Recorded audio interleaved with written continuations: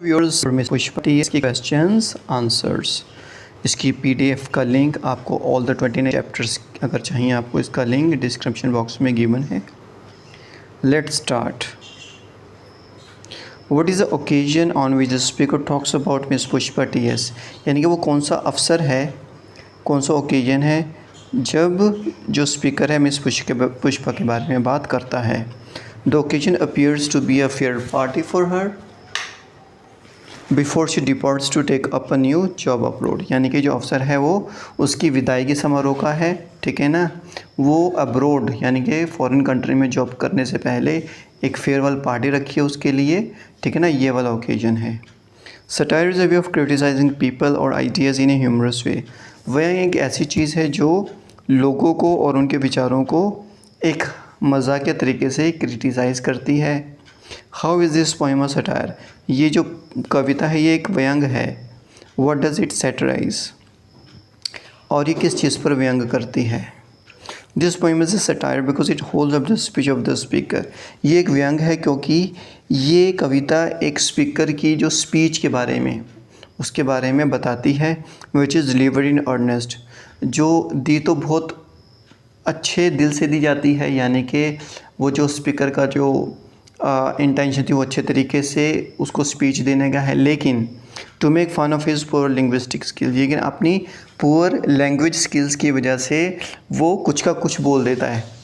And are irrelevant thinking, और जो language में जो थिंकिंग एग्जैक्टली चाहिए वो इररेलेवेंट होती है, ठीक है, यानी कि वो करना तो प्रेज़ चाहता है, उसकी तारीफ़ करना चाहता है, लेकिन अपने स्पीच की वजह से, गलत स्पीच की वजह से, गलत भाषा के प्रयोग की वजह से ये स्पीच एक फ़नी स्पीच बन जाती है। What do you think is the tone and mood off the speaker, यानी कि स्पीकर की जो टोन है और उसका मूड है वो कैसा है। The speaker wishes to praise miss Pushpa TS, जो स्पीकर है मिस पुष्पा की तारीफ़ करना चाहता है। It is inappropriate use of language that makes his speech funny, लेकिन वो अपने भाषा के गलत प्रयोग की वजह से इस स्पीच को फ़नी बना देता है। Rewrite the poem as a speech, do not miss the humour, अब इस स्पीच को हमने दोबारा से लिखना है, ठीक है ना, लेकिन उसमें ह्यूमर मजाक का भी ध्यान रखना है। Hello everybody, I am going to speak some nice words for our departing soul.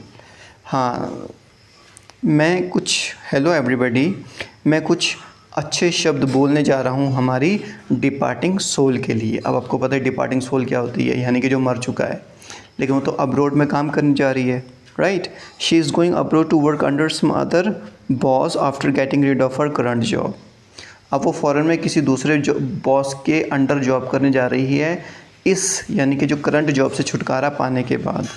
Late us wish she gets a good environment that reminds her current job, चलो प्रार्थना करते हैं कि वहाँ पर उसको एक अच्छा माहौल मिले ताकि उसको अपना करंट वाली जॉब याद आए। The one characteristic I always admire in her is that she laughs all the time for no reason, यानी कि एक जो चीज़ मुझे उसके बारे में सबसे अच्छी लगती है वो ये है कि वो हमेशा हंसती रहती है बिना किसी कारण के।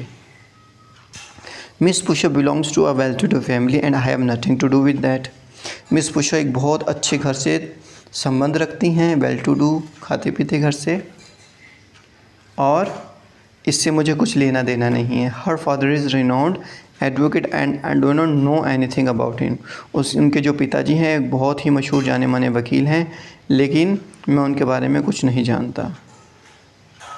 यानी कि एक तरफ तो कह रहा है जाने माने वकील भी, और दूसरी तरफ क्या कह रहा है, मैं उनके बारे में नहीं जानता।